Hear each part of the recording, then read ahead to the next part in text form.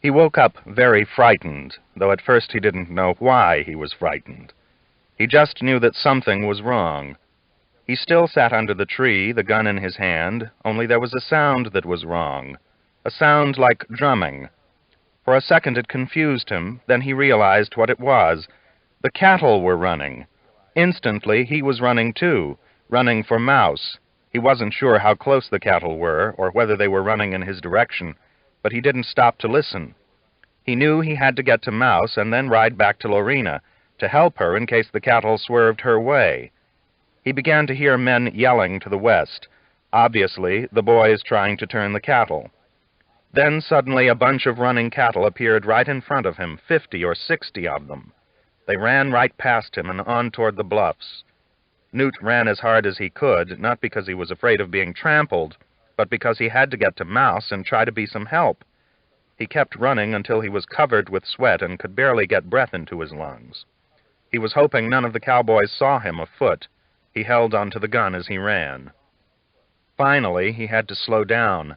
His legs refused to keep up the speed, and he trotted the last 200 yards to where he had tied Mouse. But the horse wasn't there. Newt looked around to be sure he had the right place. He had used a boulder as a landmark, and the boulder was where it should be, but not the horse. Newt knew the stampede might have scared him and caused him to break the rein, but there was no broken rein hanging from the tree where Mouse had been tied. Before he could stop himself, Newt began to cry. He had lost the Mouse, an unforgivable thing, and all because he thought he had conceived a good plan for watching Lorena.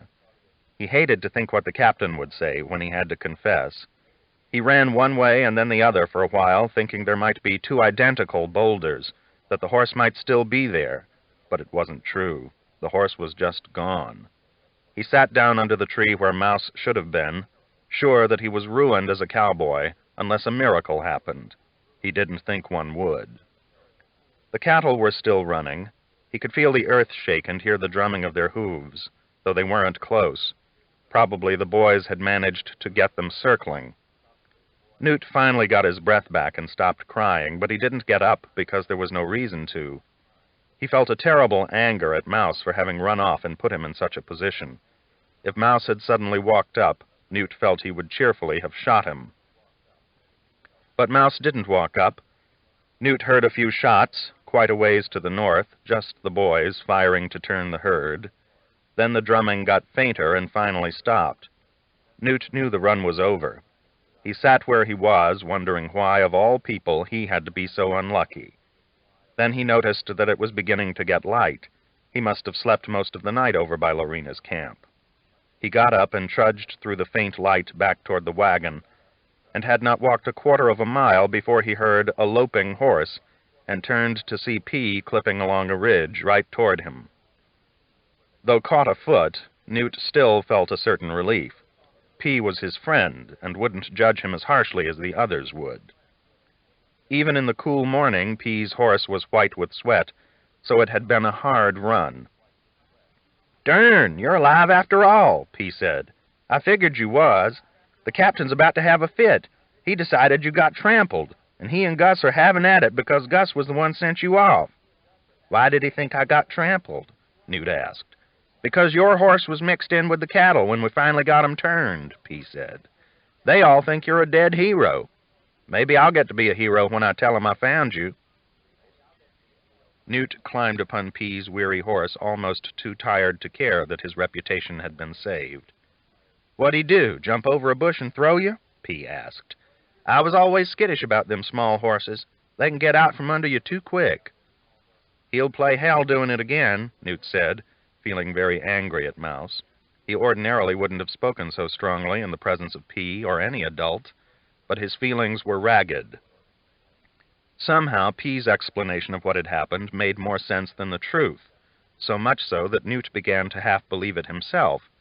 Being thrown was not particularly admirable, but it happened to all cowboys sooner or later, and it was a lot easier to admit to than what had actually occurred. As they trotted over a ridge, Newt could see the herd about a mile away. It seemed curious that the captain would get upset at the thought that he had been trampled. If he had let himself get thrown, he deserved to be trampled. but he was too sleepy to care what anybody thought. "Looky there," P said. "I reckon that's the new cook." Newt had let his eyelids fall. It was not easy to get them up again, even to see the new cook. He was so sleepy things looked blurred when he did open his eyes. Then he saw a donkey with a pack on its back walking slowly along. "I didn't know a donkey could cook," he said irritably, annoyed that P would josh him when he was so tired. "No, the cook's over there," P said. "He's got a fair lead on the donkey." Sure enough, a short man was walking through the grass some 50 yards ahead of the donkey.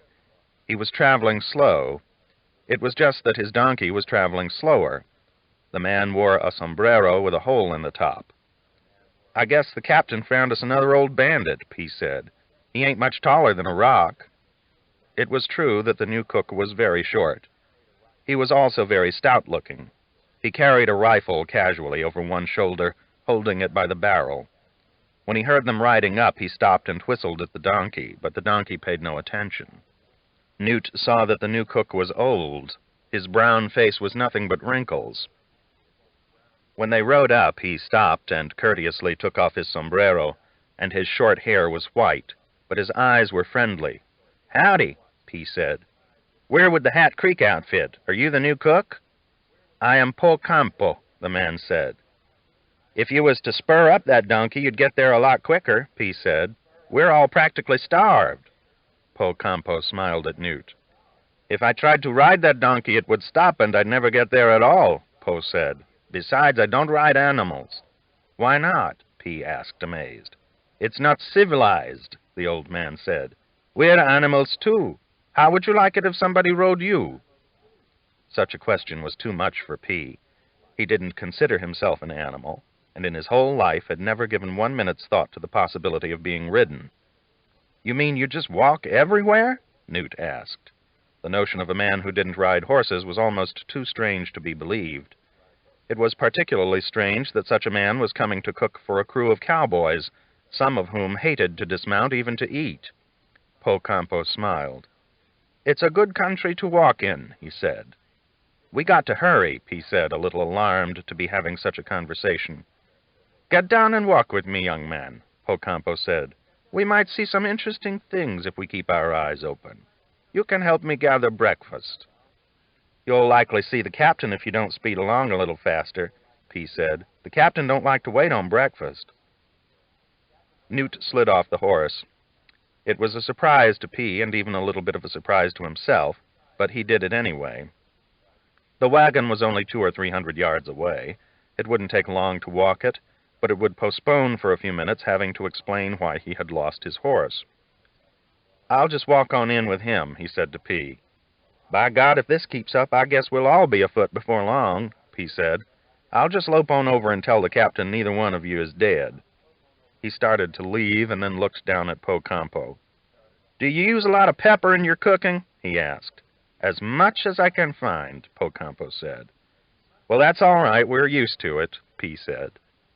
To Newt's surprise, Po Campo put a friendly hand on his shoulder. He almost flinched, for it was rare for anyone to touch him in friendship. If he got touched, it was usually in a wrestling match with one of the Rainies. "I like to walk slow," Po Campo said. "If I walk too fast, I might miss something." "There ain't much to miss around here," Newt said. "Just grass." "But grass is interesting," the old man said. "It's like my serape. Only it's the earth it covers. It covers everything, and one day it will cover me." Though the old man spoke cheerfully, the words made Newt sad. He remembered Sean O'Brien. He wondered if the grass had covered Sean yet. He hoped it had. He had not been able to rid himself of the memory of the muddy grave they had put Sean in, back by the Nueces. "How many men in this outfit?" Po Campo asked. Newt tried to count in his head, but his brain was tired, and he knew he was missing a few hands. "There's a bunch of us," he said. "More than 10. "Have you got molasses?" Po Campo asked. "There's a barrel in the wagon, but we ain't used it yet," Newt said. "Might be saving it for Christmas." "Maybe I'll fry up some grasshoppers tonight," Po Campo said. "Grasshoppers make good eating if you fry them crisp and dip them in a little molasses." Newt burst out laughing at the thought of anyone eating a grasshopper. Pocampo was evidently a joker. "What's your donkey's name?" he asked, feeling a little fresher for having had his laugh. "I call her Maria, after my sister," Pocampo said. "My sister was slow, too." "Do you really cook grasshoppers?" Newt asked. "When I can get them," Pocampo said. "The old ones taste better than the young ones. It isn't that way with animals, but it is with grasshoppers. The old ones are brittle, like old men. They are easy to get crisp." "I doubt you'll get anybody to eat one," Newt said, beginning to believe Pocampo was serious.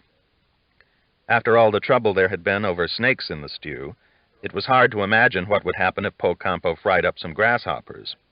Newt liked the old man and didn't want him to get off on the wrong foot with the crew, which, after all, was a touchy crew. "Maybe you ought to just cook some beef," he suggested. "That's what we're mostly used to." Pocampo chuckled again. "Worms make good butter, you know," he said. "Slugs, particularly." Newt didn't know what to say to that.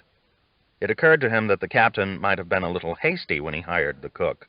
Pocampo was even friendlier than Ball, but still, a man who thought you could dip grasshoppers in molasses and use worms for butter was not likely to become popular with a finicky eater like Jasper Fant, who liked his beef straight. "Mr. Gus used to make the biscuits, but he had to leave his ovens behind," Newt said.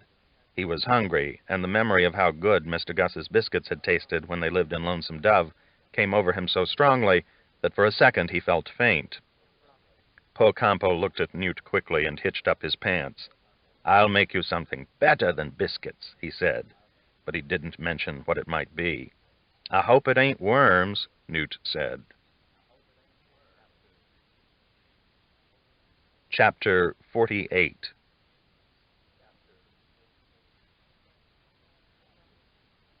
"You think that Indian's around here somewhere?" Call asked. "How would I know?" Augustus said. "He didn't inform me of his business. He just said he'd cut our balls off if we come north of the Canadian." "I'd like to know why these cattle ran," Call said. "It was a still night, and we had 'em bedded down." "Cattle don't just run in the rain," Augustus said. "They can run on still nights, too." "I don't like it that Dietz lost the man's track," Call said. "A man that Dietz can't track is a slippery man." "Hell," Augustus said, "Dietz is just rusty. You're rusty, too. The two of you have lost your skills. Running a livery stable don't prepare you for tracking Comancheros." "I suppose you ain't rusty, though," Call said. "My main skills are talking and cooking biscuits," Augustus said, "and getting drunk on the porch. I've probably slipped a little on the biscuits in the last few days, and I've lost the porch, but I can still talk with the best of 'em." "Or the worst," Call said. They were standing by the wagon, hoping the new cook would come in time to cook breakfast. P.I. loped up and unfolded himself in the direction of the ground. "Your getting off a horse reminds me of an old crane landing in a mud puddle," Augustus said. P. ignored the remark. It was necessary to ignore most of those Gus made, or else you got bogged down in useless conversation. "Well, Newt's alive," he said. "He got throwed off is all." "Why didn't you bring him?" Call asked, relieved. "We met the cook, and he wanted company," P. said. "The cook claims he don't ride on animals, so they're walking. There they come now." Sure enough, they could see the boy and the old man a couple of 100 yards away. They were moving in the general direction of the camp, but not rapidly. "If the cook's as slow as Newt, they won't be here till next week," Gus said. "What are they doing?" Call asked. They were certainly doing something. Instead of simply coming to camp, they were walking around in circles as if looking for lost objects. "The cook's got a donkey, only he don't ride it," P.I. remarked. "He says it ain't civilized to ride animals." "Why, the man's a philosopher," Augustus said. "That's right. I just hired him to talk to you," Call said. "It would free the rest of us, so maybe we could work." A few minutes later, Newt and Pocampo walked up to the wagon, trailed at a good distance by the donkey.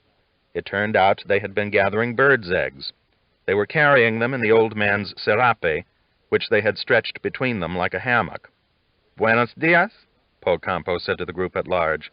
"If that donkey ever gets here, we'll have breakfast." "Why can't we have it now?" Augustus asked. "You're here, and I see you brought the eggs." "Yes, but I need my skillet," Pocampo said. "I'm glad I spotted those plovers. It's not every day I find this many plover's eggs. It's not every day I eat them, Augustus said. What'd you say your name was? Po Campo, the old man said. I like this boy here. He helped me gather these eggs, although he's bunged up from getting throwed. Well, I'm Augustus McCrae, Augustus said. You'll have to do the best you can with this rough old crew. Po Campo whistled at his donkey. Plover's eggs are better than quail's eggs, he said. More taste, although quail's eggs aren't bad if you boil them and let them cool. He went around the camp shaking hands with each man in turn. By the time he had finished meeting the crew, the donkey had arrived, and in a remarkably short time, Po Campo had unpacked a huge skillet, made himself a little grill with a couple of branding irons laid across 2 chunks of firewood, and had scrambled up 60 or 70 plover's eggs. He sprinkled in a few spices from his pack, and cooked the eggs until they could be cut in slices like an egg pie. After sampling his own wares and grunting cryptically, he gave each man a slice. Some, like Jasper, were reluctant to sample such exotic fare, but once they had eaten a bite or two, their reluctance disappeared. "Dern, this is the best bird egg pie I ever tasted," Jasper admitted. "It's better than hen's eggs." "Don't you even know an omelet when you see one, Jasper?" Augustus said. He was miffed to see the new cook become a hero in 5 minutes, whereas he had cooked excellent biscuits for years and drawn little praise. "It's just a plain omelet made from plover's eggs," he added for emphasis. "I could have scrambled one up if I'd known you boys had a taste for such things." "Tonight I intend to fry some grasshoppers," Po Campo remarked. He was watching the 2 blue pigs. They, in their turn, were watching him. They had come out from under the wagon in order to eat the eggshells. "If you're thinking of them pigs, don't bother," Augustus said. "If they want grasshoppers, let them catch their own. They're quick as rabbits." "No, I am going to fry some for Newt," Po Campo said. "He claims he has never eaten a good fried grasshopper dipped in molasses. It makes a good dessert if you fry them crisp." The crew burst out laughing at the thought of eating grasshoppers. Po Campo chuckled, too. He had already dismantled his little grill and was scouring the frying pan with a handful of weeds. Call felt relieved. It was easy to see Po Campo had a way with men. Everyone looked happy except Gus, who was in a sulk because he had been outcooked. Gus always liked to be the best at whatever there was to do. "I liked that bird's egg pie, but I draw the line at eating insects," Jasper said. "I wish I had some sweet potatoes," Augustus said. "I'd show you girls how to make a pie." "I hear you cook good biscuits," Po Campo said, smiling at him. "That's right," Augustus said. "There's an art to biscuit making, and I learned it." "My wife was good at it, too," Po Campo remarked. "I liked her biscuits. She never burned them on the bottom." "Where's she live, Mexico?" Augustus asked, curious as to where the short old man had come from. "No, she lives in hell, where I sent her," Po Campo said quietly, startling everyone within hearing. "Her behavior was terrible, but she made good biscuits." There was a moment of silence, the men trying to decide if they were supposed to believe what they had just heard. "Well, if that's where she is, I expect we'll all get to eat her biscuits one of these days," Augustus said. Even he was a little startled. He had known men who had killed their wives, but none so cool about admitting it as Po Campo. "That's why I hope I go to heaven," Po Campo said. "I don't want nothing more to do with that woman." "This here ain't Montana," Call said. "Let's start the cattle." That night, true to his word, Po Campo fried some grasshoppers. Before he got around to it, he fed the crew a normal meal of beefsteak and beans, and even conjured up a stew whose ingredients were mysterious, but which all agreed was excellent. Alan O'Brien thought it was better than excellent. It changed his whole outlook on life, and he pressed Po Campo to tell him what was in it. "You saw me gathering it," Po Campo said. "You should have watched better." True to his principles, he had refused to ride the donkey or climb up on the wagon seat beside Lippy. "I'd better walk," he said. "I might miss something." "Might miss getting snake bit," Lippy said. Since the incident on the Nueces, he had developed such a terror of snakes that he slept in the wagon and even stood on the wagon seat to urinate. Po Campo had walked all day, 100 yards or so west of the herd, trailing 2 sacks he had tucked in his belt. Now and then he would put something in one of them, but nobody saw what, unless it was the pigs, who trailed the old man closely. All that could be said was that his stew was wonderfully flavorsome. Dietz ate so many helpings that he grew embarrassed about his appetite. It was Dietz who first got up his nerve to sample the fried grasshoppers. Since the new cook had the crew in such a good mood, Call allowed him to use a little of the molasses they were saving for special occasions. Just having someone who could cook decently was a special occasion, though like the men, he put no stock in eating grasshoppers. But Po Campo had caught a big sackful, and when his grease was hot, he sprinkled them into it 5 or 6 at a time. When he judged they were done, he used the tip of a big knife to flick them out onto a piece of cheesecloth. Soon he had 40 or 50 fried, and no one rushing to eat them. "Eat them," he said. "They're better than potatoes." "Maybe, but they don't look like potatoes," Alan O'Brien said. "They look like bugs."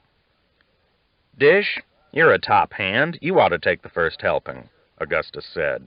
"None of us would want to cut you out of your turn." "You're welcome to my dang turn," Dish said. "I pass on eating bugs." "What's holding you back, Gus?" Needle Nelson asked. "Wisdom," Augustus said. Finally, Dietz walked over and picked up one of the grasshoppers. He was inclined to trust a man who could cook such flavorsome stew. He grinned, but didn't eat it right away. "Put a little molasses on it," Po Campo urged. Dietz dipped the grasshopper in the little dish of molasses. "I don't guess it will kill him, but I bet it makes him vomit," Lippy said, watching the proceedings from the safety of the wagon seat. "I wish you'd fry up some of these mosquitoes," Augustus said. "I doubt they'd make good eating, but at least we'd be rid of 'em." Then Dietz ate the grasshopper. He crunched it, chewed, and then reached for another, grinning his big grin. "Tastes just like candy," he said. After he had eaten 3 or 4, he offered one to Newt, who covered it liberally with molasses. To his surprise, it tasted fine, though mostly what tasted was the molasses. The grasshopper itself just tasted crunchy, like the tailbones of a catfish. Newt ate another of his own accord, and Dietz ate 4 or 5 more. Then Dietz persuaded P.I. to try one, and P. ate 2 or 3. To everyone's surprise, Call strolled over and ate a couple. In fact, he had a sweet tooth and couldn't resist the molasses. Dish decided he had to eat one to keep up his reputation, and then the Rainey boys each ate a couple to imitate Newt. Pete Spettle walked over and ate 2, and then Soupy, Needle, and Bert each tried 1. The remaining grasshoppers went quick, and before Jasper could make up his mind to try one, they were all gone. "Darn you all for a bunch of greedy pigs," he said, wishing someone had thought to save him at least one. "Now I've seen everything," Augustus said. "Cowboys eating bugs." His pride had not allowed him to sample them. It would only mean another triumph for Po Campo. "Did I tell you worms make a good butter?" Po Campo said. "Anyone who tries to butter my biscuit with a worm had better have a long stride," Soupy Jones remarked. "This outfit is getting crazier all the time." While the crew was standing around discussing the merits of grasshoppers, they heard a galloping horse approaching camp. "I hope it's the mail," Augustus said. "It's Mr. Jake," Dietz said, long before the horse came in sight. Jake Spoon rode right up to the campfire and jumped off his horse, which was lathered with sweat. He looked around wildly, as if expecting to see someone. "Ain't Laurie here?" he asked. "No," Augustus said, feeling sick suddenly. The night's stampede had caused him to forget Lorena completely. He had even forgotten that Jake had been out of pocket. He had drowsed all day, relieved that Newt was safe, and supposing that Laurie had been fine, or Newt wouldn't have left her. "Gus, you better not be hiding her," Jake said in a shaky voice. He had whiskey on his breath. "We're not hiding her," Call said quietly. "She ain't been here." Newt was about to go on night guard. He was just repairing a cinch that had begun to fray. At the sight of Jake, he felt a deep apprehension. All day he had believed that he had gotten away with his stupidity in leaving his horse. Now a new and worse fear struck him. Something had happened to the woman he had been sent to guard. "Well, by God, she's gone, and I'd like to know where she went," Jake said. "Maybe she moved camp," Augustus said, not wanting to face what he knew. "Or maybe you missed it. You look like you've had a few." "I've had a whole bottle," Jake said, "but I ain't drunk, and even if I was, I could find my own darn camp. Anyway, the camping stuff is there. It's just Laurie and the 2 horses that are gone." Call sighed. "What about tracks?" he asked. Jake looked disgusted. "I didn't look for no tracks," he said. "I figured she'd come over here and married Gus. They're such sweethearts, they have to have breakfast together every morning. Anyhow, where else would she go? She ain't got a map." Jake looked tired and shaky. He also looked worried. "Where in tarnation could she go?" he asked the crowd at large. "I guess I can find her tomorrow. She can't be far off." Augustus's saddle lay a few feet away. He had been meaning to spread a tarp by it and use the saddle for a pillow. Instead, he picked it up, went over, and untied his rope. Without another word, he headed for the remuda. "Where's he going?" Jake asked. "I can't figure him out." The sight of Jake, half-drunk and useless, filled Call with disgust. Incompetence invariably made trouble for people other than themselves. Jake had refused to take part in the work, had brought his whore along, and then let her get stolen. "She was there last night," Newt said, very worried. "Mr. Gus sent me to watch. I watched till the cattle got to running." Augustus came back, leading a big sorrel he called Jerry. The horse had an erratic disposition, but was noted for his speed and wind. "You ought to wait and look at the tracks," Call said. "You don't know what happened. She could have ridden into town. Jake might have missed her." "No, Blue Duck stole her," Augustus said. "It's my fault for not shooting the son of a bitch while he was drinking. I didn't know who he was at the time, but I should have shot him on suspicion. And then I plumb forgot about it all day. I'm getting too foolish to live." "Blue Duck was here?" Jake said, looking sick. "Yep," Augustus said, saddling the sorrel. "I didn't worry much because Dietz tracked him way south, but I guess he fooled us both." "Why, there was talk of him over at Fort Worth," Jake said. "He runs a big gang of murderers. They lay by the trails and murder travelers for whatever they've got on them. Why didn't you just bring her to camp if you knew he was around?" "I should have for sure," Augustus said, "but she didn't want to come. She had faith in you for some reason." "Well, this is aggravating," Jake said. "She wouldn't come to town either. She would have been safe in town, but she wouldn't come." "What's your plan, Gus?" he asked, when he saw that Augustus was almost ready to leave. "My plan is to get Laurie back," Augustus said. "I hope you catch the man before he gets home," Call said. "Otherwise you'll be up against a gang." Augustus shrugged. "It's just one gang," he said. "I'm going with you," Dish Boggett said, surprising everyone. "I didn't ask for volunteers, and I don't want any," Augustus said. "It's none of your say anyway, you pup," Jake said hotly. "I ain't no pup, and you're a gambling lowlife who let her get stolen," Dish said coolly. He and Jake faced off, both tense as wires, but Augustus mounted and rode his horse in between them. "Now, girls," he said, "let's not get to gunfighting. I'm going, and you two are staying here." "It's a free country," Dish said, looking up at Augustus angrily. "Not for you, it ain't," Augustus said. "You got to stay here and keep this cowherd pointed for the North Star." "That's right," Call said quickly. Losing Gus was all right. He seldom worked anyway. But Dish was their best hand. He had already turned 2 stampedes, something no one else in the outfit had the skill to manage. Dish didn't like it, but faced with the captain's orders, there was not much he could do about it. The thought of Lorena in the hands of an outlaw made him feel sick, and his rage at Jake Spoon for exposing her to such danger was terrible. He turned and walked away. "Are we leaving tonight?" Jake asked. "My horse is rode down." "You ain't leaving at all, Jake," Augustus said. "At least not with me. I'm likely to have to travel hard, and I won't have time for conversation." Jake flared up again. "By God, I'll go if I please," he said. "She's my woman." Augustus ignored him. "I hate to leave just when you're breaking in a new cook," he said to Call. "I guess by the time I get back you'll all be nibbling on spiders and centipedes." Dietz came over looking worried. "You best watch close," he said. "He give me the slip. Might give you the slip." "Oh, you probably had your mind on grasshoppers or something, Dietz," Augustus said. "You got enough shells?" Call asked.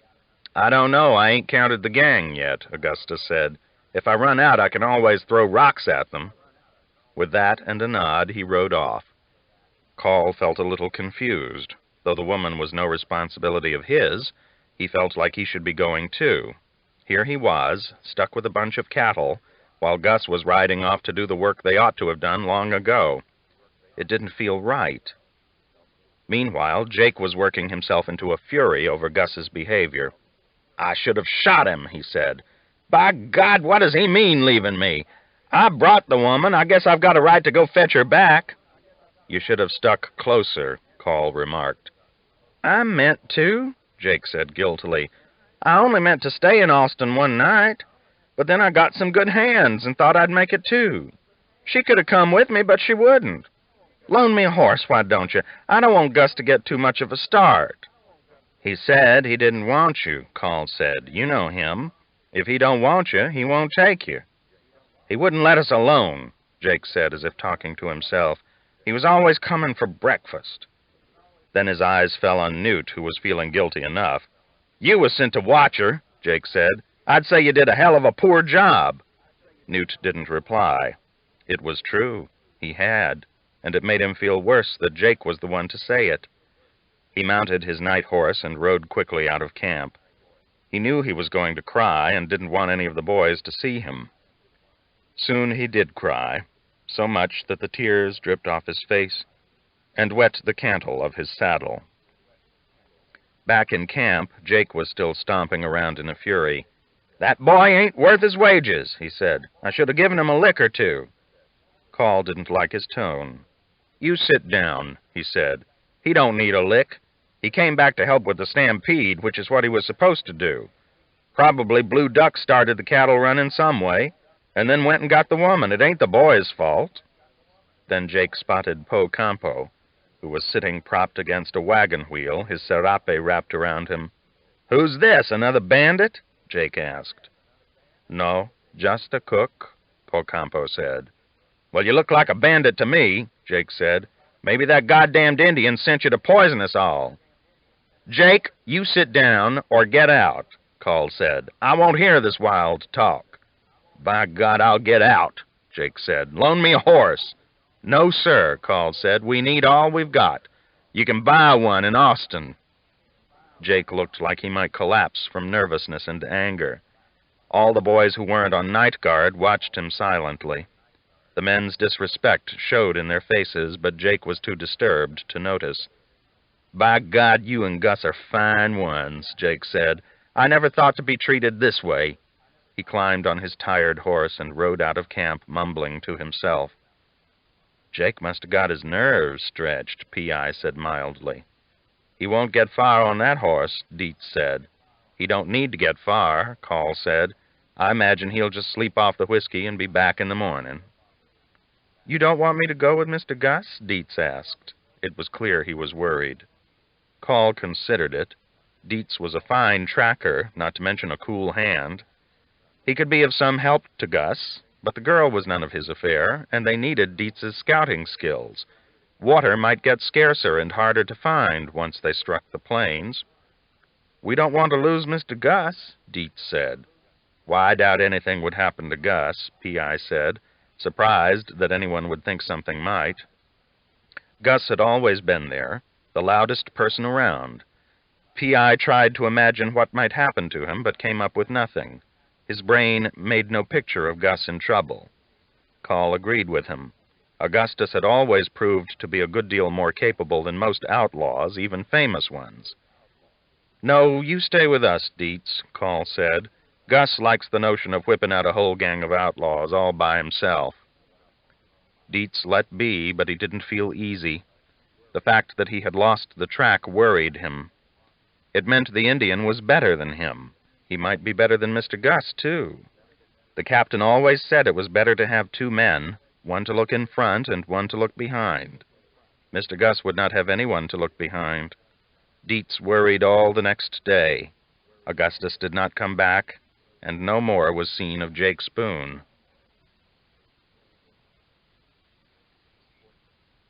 Chapter 49. Lorena didn't see the man come. She wasn't asleep or even thinking about sleep. What she was thinking was that it was about time for Jake to show up. Much as he liked card-playing, he liked his carrot better. He would be back before long. Then, without her hearing a step or feeling any danger, Blue Duck was standing in front of her, the rifle still held in his big hand like a toy. She saw his legs and the rifle when she looked up, but a cloud had passed over the moon, and she couldn't see his face, not at first. A cold fear struck her. She knew she had been wrong not to go to the cow camp. She had even sent the boy away. She should have gone, but she had the silly notion that Jake would show up and scare the bandit off if he came back. "Let's get," Blue Duck said. He had already caught her horse without her hearing. Lorena felt so scared she was afraid she couldn't walk. She didn't want to look at the man. She might start running, and then he would kill her. He had the worst voice she had ever heard. It was low, like the lowing of that bull she kept hearing at night, but there was death in it, too. She looked down for a moment at the bedding. She had been combing her hair, and her little box with the comb in it was there. But the man pushed her toward the horse. "No thanks, we'll travel light," he said. She managed to mount, but her legs were shaking. She felt his hand on her ankle. He took a rawhide string and tied her ankle to her stirrup. Then he went around and tied the other ankle. "I guess that'll hold you," he said, and caught the pack horse. Then they were moving, her horses snubbed to his by a short rope. To the west, where the cow camp was, she heard shouts and the drumming sound of the cattle running. Blue Duck rode right toward the sound. In a minute they were in the running cattle. Lorena was so frightened she kept her eyes closed, but she could feel the heat of the animals' bodies. Then they were through the cattle. She looked, hoping to see Gus or one of the cowboys, anyone who might help her, but she saw no one. When the sound of the stampede died, Lorena let go all hope. She had been stolen by a man Gus said was bad. The man put the horses into a lope, and it seemed to Lorena they were going to lope forever. Blue Duck didn't look back and didn't speak. At first she was only conscious of how scared she was, though she felt flickers of anger at Jake for letting it happen. She knew it was as much her fault as Jake's, but she soon stopped caring whose fault it was. She knew she was as good as dead, and would never get to see San Francisco, the one thing she had always looked forward to. Soon even that loss and the prospect of death ceased to mean much. She grew so tired. She had never ridden so hard. Before morning, all she could think of was stopping, although for all she knew, when they did stop, something bad would happen. But in time, it came to seem to be worth it just to stop. Yet when they did stop in the faint dawn, it was only for 5 minutes. They had crossed many creeks during the night. Her legs had been wet several times. In a little creek scarcely 5 feet wide, he decided to let the horses water. He untied Lorena's ankles and nodded for her to get down. She did, and almost fell. Her limbs were so weak and numb. It was dark in the little creek bed, but light on the ridge above it. As she stood by her horse, holding onto a stirrup until some feeling came back into her legs, Blue Duck opened his trousers and made water while the horses drank. "Get to it if you plan to," he said, hardly looking at her. Lorena couldn't. She was too scared, and it didn't occur to her to drink, an omission she would soon regret. Blue Duck drank, and then motioned for her to mount again. He quickly retied her ankles. They were moving again as the dawn came. At first the light made her hopeful. Jake or somebody might be riding after them. They might pass a town or a farm. Somebody might see that she was being stolen. But the country they rode through was completely empty. It was a country of rocky hills and ridges and a hot, cloudless sky. A blankness came to her, replacing her foolish hope. Blue Duck never looked back. He seemed to be taking the horses through the roughest country he could find, but he never slackened his pace. As the day grew hotter, she became thirsty, so thirsty that it was painful to remember that she had stood near a creek and hadn't drunk. She could remember the sound the creek made as it ran over the rocks. At moments it haunted her. Most of the time she was too tired to remember anything. It seemed to her the horses would die if they just rode all day. They rode at a steady trot. In time she regretted, too, that she had not relieved herself. She had been too scared. Hours passed, and they crossed creek after creek, but the man didn't stop again. He just kept riding. The need to relieve herself became an agony. It was mixed with thirst and fatigue until she didn't know which was worse. Then she realized that her pants were wet and her thighs stinging. She had gone while she was dozing. Soon her thighs felt scalded from the urine and the constant rubbing of the saddle. The pain was minor compared to her thirst. During the afternoon, with the sun beating down so hot that her shirt was as wet from sweat as if she had swum a river in it, she thought she was going to break down, that she would have to beg the man for water. Her lips were cracked, and the sweat off her face ran into the cracks and stung her, but she licked at it. At least it was wet, and even a second of wetness on her tongue felt good. She had never been so thirsty in her life, and had not imagined it could be such a pain. The most terrible part was when they crossed water, for creeks were numerous. She would look down at the water as they crossed, and she wanted to beg. She leaned over at one of the deeper creeks, trying to get a little water in her hand, but she couldn't reach it, though it splashed beneath the horse's belly.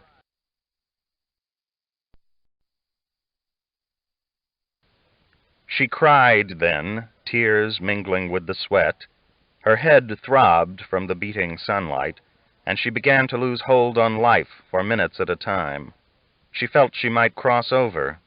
What a joke it would be on the man if, when he got her wherever he was taking her, she was dead. He wouldn't get much from her dead. But she didn't die. She just got thirstier and thirstier. Her tongue began to bother her.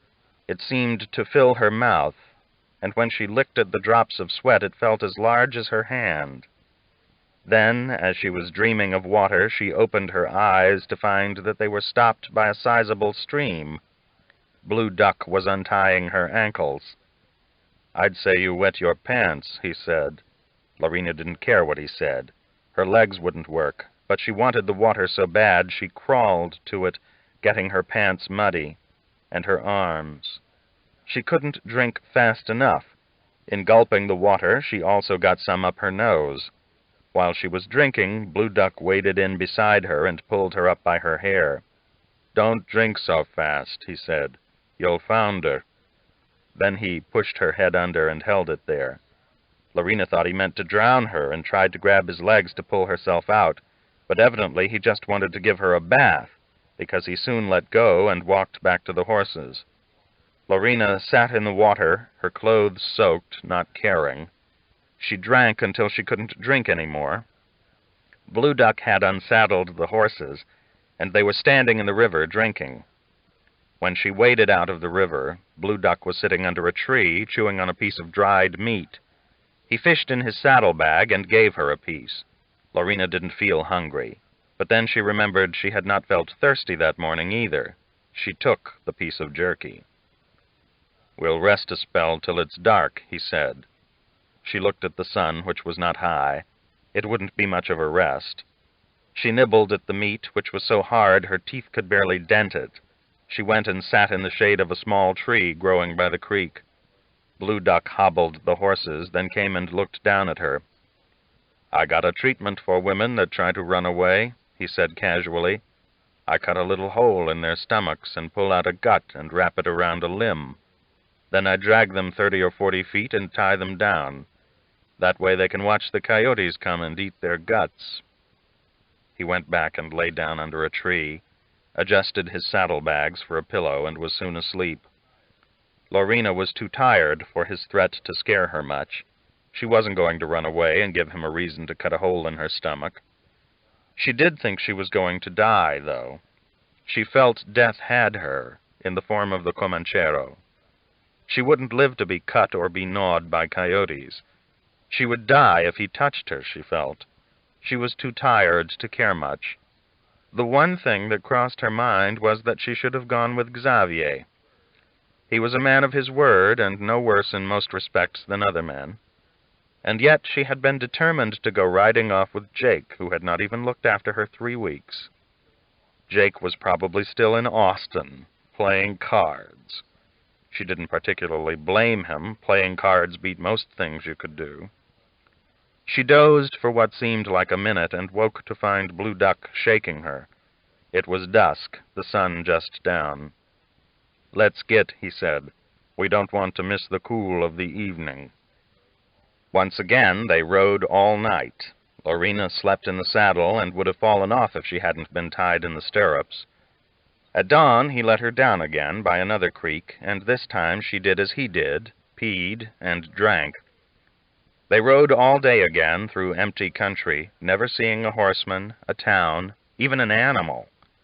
The only thing she noticed was that there were fewer trees. She grew so tired of riding that she would have been glad to die, if only because it meant being stopped. She wanted sleep more than she had ever wanted anything. The sun blazed all day. When she dozed, sweat stood on her eyelids and wet her face when she awoke.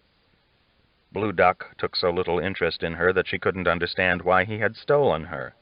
He scarcely looked back all day. He untied her when they stopped, tied her again when they mounted. Once, drinking at a creek that was barely a trickle, the hand she was bracing herself with slipped, and she got mud on her nose. The sight seemed to amuse him slightly. "Monkey John will like that yellow hair," he said. "He'll about have to marry you when he sees that." Later, as he was tying her back on her horse, he mentioned her hair again. "It's too bad the tribes played out," he said. "A few years back, all I would have had to do was scalp you. I could have got a bunch for a scalp like yours." He reached up and idly fingered her hair. "I hope that goddamn old ranger hurries along," he said. "I owe him a few." "Gus?" she said. "Gus won't come. I ain't his." "He's coming," Blue Duck said. "I don't know if it's for you or for me, but he's coming. I ought to just gut you and leave you here and let him bury whatever the buzzards and the varmints don't eat." Lorena didn't look at him, for fear that if she looked, he'd do it. "Only I told the boys I'd bring them a woman," he said. "I doubt they thought I'd find the likes of you. They'll probably give me most of their money and all their hides when they see you." That day her mare played out. She had been stumbling more and more as she tired. In the heat of the afternoon, she stopped and stood with her head down. "I guess whoever picked this one was just planning to ride to church," Blue Duck said. He untied Lorena and put her on the pack horse. They rode off and left the mare. The pack horse lasted only a day, and when he stopped, Blue Duck made her get up behind him on the big sorrel. If it bothered the horse to carry 2 riders, he didn't show it. Lorena held to the saddle strings and tried not to touch Blue Duck, although he paid her no mind. Riding at his back, she noticed something she had not seen before, a white necklace of some kind. It was a bone necklace, and after looking at it for a time, she realized it was made of fingers, human fingers. That evening, when they stopped to rest, Blue Duck saw her glance at the necklace. He grinned in the way that made her think of death. "Easiest way to get the rings off," he said. "Just take the fingers. It's no harder than breaking off a little stick if you know how." That night he tied her hand and foot and rode off. Lorena didn't speak, didn't question him. Maybe he was leaving her for the buzzards, but she felt she would rather die than say something that might anger him. She didn't try to get untied either, for fear he was watching, waiting for her to make some attempt to escape. She slept, and she awoke as he was cutting her bonds. Another horse was standing there. "It ain't much of a horse, but it's only got to last about a day," he said. There was no saddle. He had not bothered to take the saddle off the dying pack horse. He passed a cord under the horse's belly and tied her ankles. She had thought the riding hard, even when she had a saddle, but quickly realized how easy that had been. She slipped from side to side and had to cling to the horse's mane to stay on. Blue Duck rode as before, seldom looking back. It was night, and she was tired, but there was no dozing. Despite her grip on the mane, she almost slid off several times. With her feet tied, if she fell, she would just roll under the horse's belly and be kicked to death. The horse was narrow-backed and not very smooth-gaited. She could find no way to sit that didn't jar her, and long before morning she thought if they didn't stop she would be cut in two. But she wasn't, though her hands were raw from gripping the horsehair so tightly. Minute by minute, for hours, it seemed to her that she couldn't go on, that she might as well give up and slide under the animal's belly. There was no reason to stay alive anyway. Blue Duck had her. When he untied her at a creek, she stumbled into it to drink, no longer caring if she got wet or muddy. Again, he gave her only a piece of hard, dried meat. She barely had the strength to get back on the horse. She had to claw her way up using the mane. Blue Duck didn't help her, and he tied her ankles anyway, though it was obvious she was too weak to run away. She felt a flash of anger. Why did he keep tying her when she could barely walk? The country had begun to flatten out. The grass was higher than any she had seen. When she looked up and flung the sweat out of her eyes, it seemed she could see a farther distance than she had ever seen before. Waves of heat shimmered over the grass. Once she looked up and thought she saw a giant tree far ahead, but when she looked again, it was gone. Blue Duck rode on through the high grass, never slowing, seldom looking back. She felt hatred growing, pushing through her fear. If she fell, he probably wouldn't even stop. He only wanted her for his men. He didn't care how much she hurt or how tired she was. He hadn't cared to keep her saddle or even her saddle blanket, though the blanket would have kept the horse's hard back from bruising her so. She felt like she had felt when she had tried to shoot Tinkersley. If she ever got a chance, she would kill the man, in revenge for all the painful hours she had spent watching his indifferent back. Well before sundown, they came to a broad riverbed with just a little thin ribbon of brown water visible across an expanse of reddish sand. "Keep in my tracks," Blue Duck said. "If you don't, you're apt to bog." Just as he was about to put his horse into the sand, he held up. Across the river, Lorena saw 4 riders watching them. "It's Ermok and 3 of his boys," Blue Duck said. "I guess they've been off scalping." Lorena felt a chill just looking at the riders.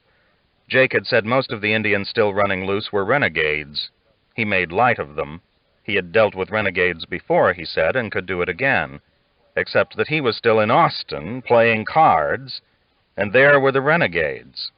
She wanted to turn her horse and flee, hopeless as that was, but while she sat in a cold sweat of fear, Blue Duck turned and caught her bridle, wrapping her reins around his saddle horn. They went cautiously across the sand, Blue Duck occasionally backtracking a few yards to find a route he liked better. Lorena kept her eyes down. She didn't want to look at the men waiting on the other side. Twice, despite all Blue Duck's caution, it seemed they had gone wrong. His horse started to bog, and then hers. But both times, by heavy spurring, Blue Duck got the big sorrel to lunge free, pulling her horse free. Once, in one of the lunges, she was thrown far up on her horse's neck, but finally they found a solid crossing and trotted through the few yards of brown water. As they rode out of the river, the 4 men waiting whipped up their mounts and raced down to meet them. One of them carried a lance strung with patches of hair. Lorena had never seen a scalp before, but she felt sure the patches were scalps. Most seemed old and dusty, but one, a patch of shiny black hair, was still crusted with blood. All of the men were Indians, heavily armed. The leader, who carried the lance with the collection of scalps, had a hard face, with a thin wisp of mustache at each corner of his mouth. It was as if the hairs curled out of his mouth. She glanced only once and then kept her eyes away, for they were all looking at her, and their looks were bad. She knew she had come to a hard place and had no one to help her. She heard the leader speak to Blue Duck, and then felt their horses crowd around her. Several hands reached out to feel and pull her hair. She could smell the men and feel them, but she didn't look up. She didn't want to see them. Their rank, sweaty smell was almost enough to make her sick. One of them, amused by her hair, pulled it till her scalp stung, and he laughed a strange, jerky laugh. They crowded so close around her on their hot horses that for a moment she felt she might faint.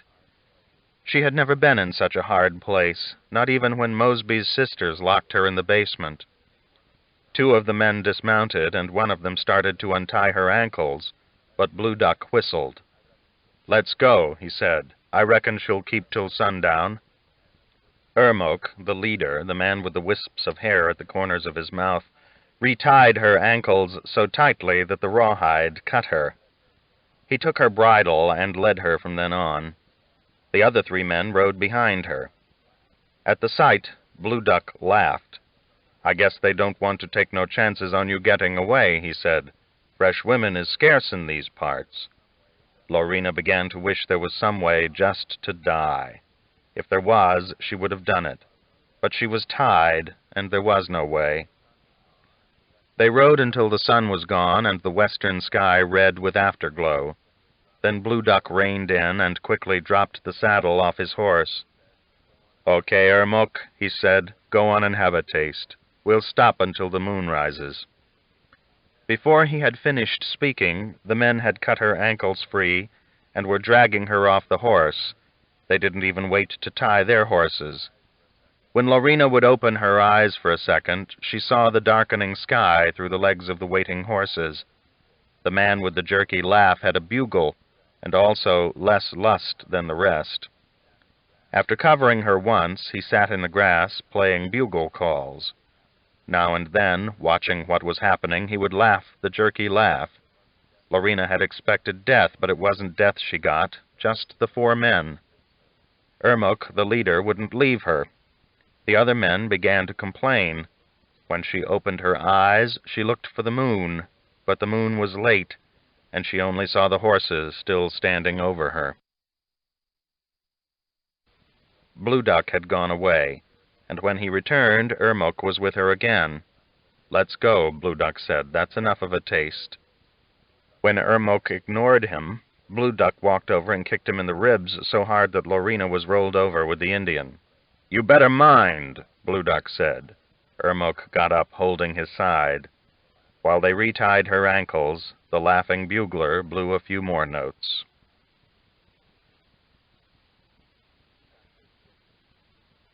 Chapter 50. It was July Johnson's view that all gamblers were lazy and most of them cocky. Jake Spoon was known to be both. Maybe instead of riding all the way to South Texas, he would decide to test his luck in Fort Worth, it being a fair-sized cow town. July thought it was a possibility worth investigating, for if he could run into Jake there, it would save himself and little Joe hundreds of miles. It would also mean he could get back to Elmira quicker. Getting back to Elmira occupied his mind a lot more than catching Jake Spoon. He rode along all day thinking about her, which made him a poor companion for Joe, who didn't seem to miss her at all. Actually, as much as anything, July wanted to stop in Fort Worth to post her a letter he had written. It seemed to him she might be getting lonesome and would enjoy some mail. Yet the letter he composed, though he had labored over it several nights, was such a poor composition that he debated sending it. He hesitated, for if it struck her wrong, she would make fun of it. But he felt a need to write, and lamented the fact that he was such a poor hand at it. The letter was very short. Dear Ellie, we have come a good piece, and have been lucky with the weather. It has been clear. No sign of Jake Spoon yet, but we did cross the Red River and are in Texas. Joe likes it. His horse has been behaving all right, and neither of us has been sick. I hope that you are well and have not been bothered too much by the skeeters. Your loving husband, July.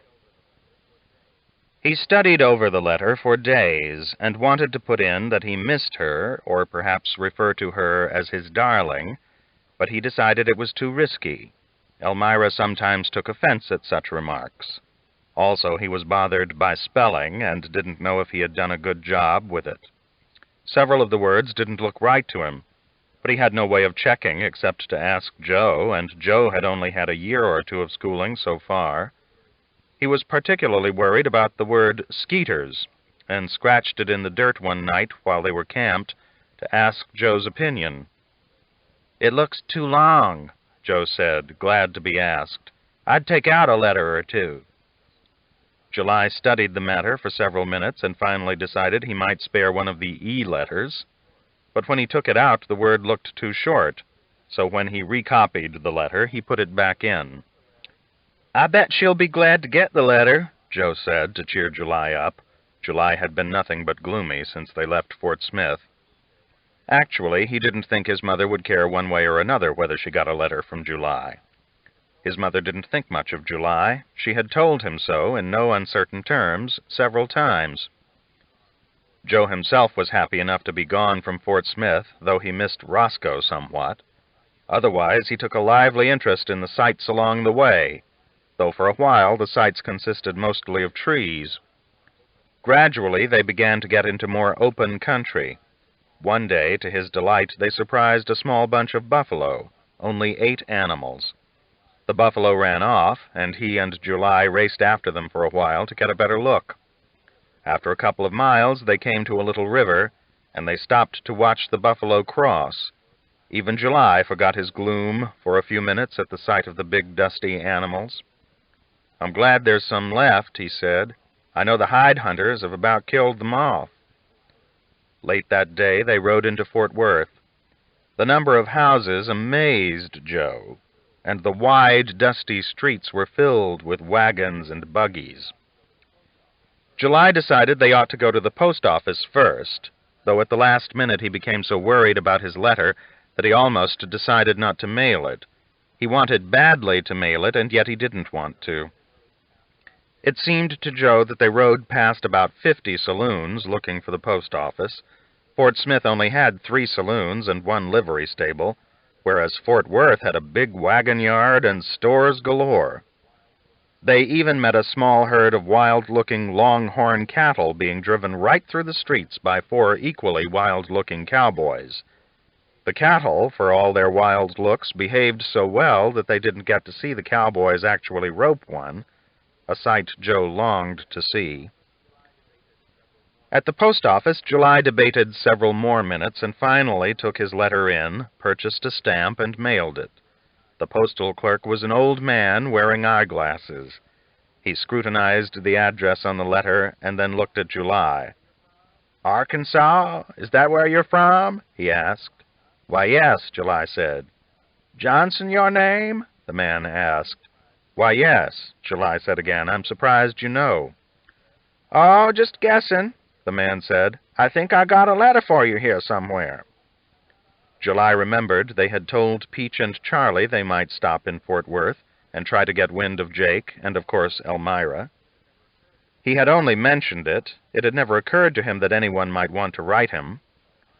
At the thought that the letter might be from Elmira, his heart beat faster. If it was, he intended to ask for his own letter back so he could write her a proper answer.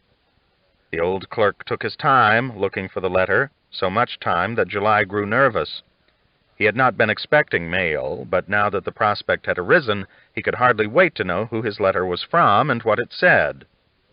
But he was forced to wait, as the old man scratched around in piles of dusty papers and looked in 15 or 20 pigeonholes. Darn, the old man said. I remember you having a letter. I hope some fool ain't throwed it away by mistake." 3 cowboys came in, all with letters they had written to their sisters or sweethearts, and all of them had to stand there waiting while the old man continued his search. July's heart began to sink. Probably the old man had a poor memory, and if there was a letter, it was for somebody else. One of the cowboys, a fiery fellow with a red mustache, finally could not contain his impatience. "Are you looking for your galoshes or what?" he asked the old man. The old man ignored him, or else couldn't hear him. He was humming as he looked. "It ought to be a hanging crime for the post office to work so slow," the impatient fellow said. "I could have carried this letter by hand in less time than this." Just as he said it, the old man found July's letter under a mail bag. "Some fool set a mail bag on it," he said, handing it to July. "I guess men grow old and die standing here waiting to buy a darn stamp," the fiery fellow said. "If you're planning to cuss, I'll ask you to do it outside," the clerk said, unperturbed. "I guess it's a free country," the cowboy said. "Anyway, I ain't cussing." "I hope you can afford a stamp," the old man said. "We don't give credit around here." July didn't wait to hear the end of the argument. He could tell by the handwriting on the envelope that the letter was from Peach, not Elmira. The realization knocked his spirits down several pegs. He knew he had no reason to expect a letter from Elmira in the first place, but he was longing to see her, and the thought that she might have written had been comforting. Joe was sitting on the board sidewalk outside the post office, watching the steady stream of buggies, wagons, and horseback riders go by. July had looked perked up when he went in, but not when he came out. "It's from Peach," he said. He opened the letter and leaned against a hitch rail to try and make out Peach's handwriting, which was rather hen-scratchy. "Dear July, Ellie took off just after you did. My opinion is she won't be back, and Charlie thinks the same. Roscoe's a poor deputy. You ought to dock his wages over this. He didn't even notice she was gone, but I called it to his attention. Roscoe has started after you to give you the news, but it is not likely he'll find you. He is a man of weak abilities. I think the town is a sight better off without him. We think Ellie left on a whiskey boat. I guess she took leave of her senses. If that's the case, it would be a waste of time to go looking for her. Charlie thinks the same. You had better just go on and catch Jake Spoon. He deserves to pay the price. Your sister-in-law, Mary Johnson." July had forgotten that Peach had a normal name like Mary before his brother gave her the nickname. Ben had found Peach in Little Rock, and had even lived there 2 months in order to court her. "What did it say?" Little Joe asked. July didn't want to think about what it said. It was pleasanter to try and keep his mind off the facts, the main fact being the one his mind was most reluctant to approach. Ellie had left. She didn't want to be married to him. Then why had she married him? He couldn't understand that, or why she had left. He looked at Joe, angry with the boy for a moment, though he knew it was wrong to be. If Joe had stayed in Fort Smith, Ellie couldn't have left so easily. Then he remembered that it was Ellie who had insisted that the boy come along. None of it was Joe's fault. "It's bad news," July said. "Did Ma leave?" Joe asked. July nodded, surprised. If the boy could figure it out so easily, it must mean that he was the fool for having missed something so obvious that even a boy could see it. "How could you guess?" he asked. "She don't like to stay in one place too long," Joe said. "That's her way." July sighed and looked at the letter again. He decided he didn't believe the part about the whiskey boat. Even if Ellie had taken leave of her senses, she wouldn't travel on a whiskey boat. He had left her money. She could have taken a stage. "What are we going to do now?" Joe asked. July shook his head. "I ain't got it thought through," he said. "Roscoe's coming." Joe's face brightened. "Roscoe?" he said. "Why'd he want to come?" "Don't imagine he wanted to," July said. "I imagine Peach made him." "When'll he show up?" Joe asked. "No tellin'," July said. "No tellin' when and no tellin' where, either. He don't have no sense of direction. He could be goin' east for all we know. That possibility alone made his quandary more difficult. His wife had left for parts unknown, his deputy was wandering in other parts unknown, and the man he was supposed to catch was in yet other parts unknown. In fact, July felt he had reached a point in his life where virtually nothing was known. He and Joe were on a street in Fort Worth, and that was basically the sum of his knowledge. "I guess we better go find your mother," he said, though even as he said it he knew it meant letting Jake Spoon get away. It also meant letting Roscoe Brown stay lost wherever he was lost. "Ellie might be in trouble," he said, talking mainly to himself. "Maybe Roscoe's found out where she is," Joe suggested. "I doubt it," July said. "I doubt Roscoe even knows where he is." "Ma probably just went to look for Dee," Joe said. "Who?" July asked, startled. "Dee," Joe said. "Dee Boot." "But he's dead," July said, looking very disturbed. "Ellie told me he died of smallpox." From the look on July's face, Joe knew he had made a mistake in mentioning Dee. Of course it was his mother's fault. She had never told him that Dee had died, if he had. Joe didn't believe he was dead either. It was probably just something his mother had told July for reasons of her own. "Ain't he your pa?" July asked. "Yep," Joe said proudly. "She said he died of smallpox," July said. "She said it happened in Dodge." Joe didn't know how to correct his blunder. July looked as if the news had made him sick. "I don't think she'd lie to me," July said out loud, but again talking to himself. He didn't mean it and couldn't think why he had said it. Probably she had lied to him right along, about wanting to be married and everything. Probably Dee Boot was alive, in which case Elmira must be married to 2 men. It seemed hard to believe, since she didn't seem to enjoy being married much. "Let's go," July said. "I can't think in all this bustle." "Ain't you going to look for Jake in the saloons?" Joe asked. After all, that was what they had come to Fort Worth to do. But July mounted and rode off so fast that Joe was afraid for a second he would lose him amid the wagons. He had to jump on his horse and lope just to catch up. They rode east, back in the direction they had come from. Joe didn't ask any questions, nor did July give him the chance. It was almost evening when they started, and they rode until 2 hours after dark before they camped.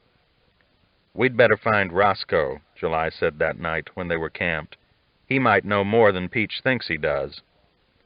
Suddenly, he had a terrible longing to see Roscoe, a man who had irritated him daily for years. Roscoe might know something about Ellie. She might have explained herself to him, and Roscoe might have had his reasons for concealing the information from Peach. It was quite possible he knew exactly where Ellie was and why she left. By the time he lay down to sleep, he was more than half convinced that Roscoe knew the truth and would put his mind at ease. Even so as it was, his mind was far from at ease. He was tense with anger at Peach for being so open with her opinions, particularly the one about Ellie being gone for good. Joe was sleeping with his mouth open, snoring softly. July wondered that he could sleep so soundly with his mother missing. The stars were out, and July lay awake all night, looking at them and wondering what to do. It occurred to him that Ellie was probably camped under the same stars, the same sky. He began to have strange thoughts. The stars looked so close together. As a boy, he had enjoyed good balance and could cross creeks by stepping on stones and rocks. If only he could be in the sky and use the stars like stepping stones. In no time he could find Ellie.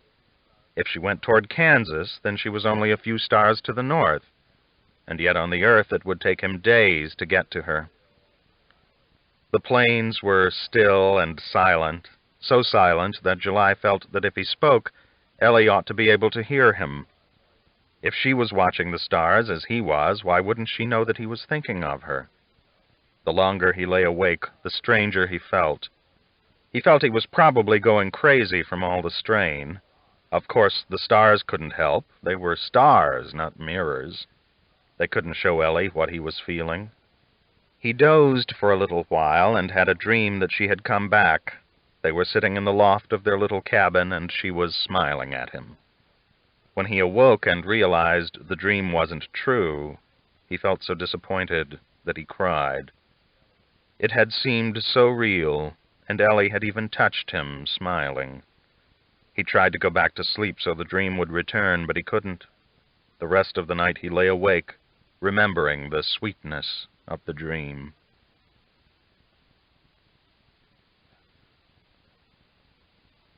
Chapter 51.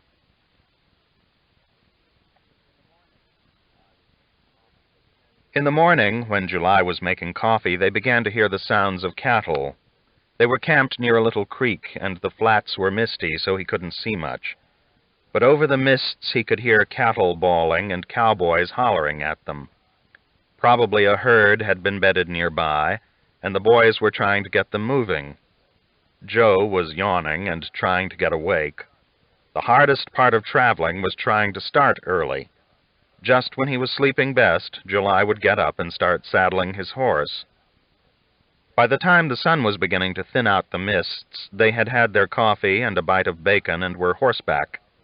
The herd was in sight, spread out over the plain for 3 or 4 miles, thousands of cattle in it. Neither July nor Joe had ever seen a herd so large, and they paused for a moment to look at it. The morning plains were still dewy. "How many is it?" Joe asked. He had never dreamed there could be so many cattle in one place. "I don't know. Thousands," July said. "I've heard South Texas is nothing but cattle." Though the herd was in progress, the camp crew wasn't. The cook was packing his pots and skillets into a wagon. "I guess we ought to ask them if they've seen Roscoe," July said. "He could be south of us, or they might have news of Jake." They loped over to the wagon just as the wrangler turned loose the horse herd. The horses, 50 or 60 of them, were jumping and frisking, kicking up their heels and nickering at one another, glad to be moving. July and Joe waited until the wrangler had them headed north before trotting on toward the wagon. The cook wore an old black hat and had a long, dirty beard. "You're too late, boys," he said. "The hands just ate me out of breakfast." "Well, we've ate," July said, noticing for the first time a man sitting on a tarp by the ashes of the campfire. The unusual thing about the man was that he was reading a book. His horse, a fine-looking black, was saddled and grazing a few yards away. "Where would I find the boss?" July asked, addressing himself to the old cook. "I'm the boss. That's why I've got time to read," the reading man said. "My name's Will Barger." He wore iron-rimmed spectacles. "I like to snatch a minute for Mr. Milton, and the morning's my only hope," Will Barger added. "At night I'm apt to be in a stampede, and you can't read Mr. Milton during a stampede, not and take his sense. My days are mostly taken up with lunkheads and weather and sick horses, but I sometimes get a moment of peace after breakfast." The man looked at them sternly through his glasses. Joe, who had hated what little schooling he'd had, was at a loss to know why a grown man would sit around and read on a pretty day. "I'm sorry to interrupt you," July said. "Are you a lawman?" Will Barger asked in his impatient way. "I am," July said. "Then you're going to have to listen to some complaints about the law in this state," Will Barger said. "I've never seen a place with less law. The farther south you go, the worse the horse thieves get. Along that border, they're thicker than ticks." "Well, I ain't from Texas. I'm from Arkansas," July said. "It's a weak excuse," Will Barger said, marking his place with a grass blade and standing up. "I didn't notice much law in Arkansas, either. There's law of sorts in New Orleans, but out here it's every man for himself." "Well, there's Texas Rangers, but I guess they mostly fight the Indians," July said, wondering where the conversation would end.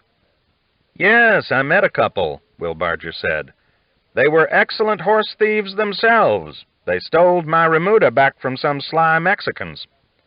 "Are you looking for a killer, or what?" "Yes.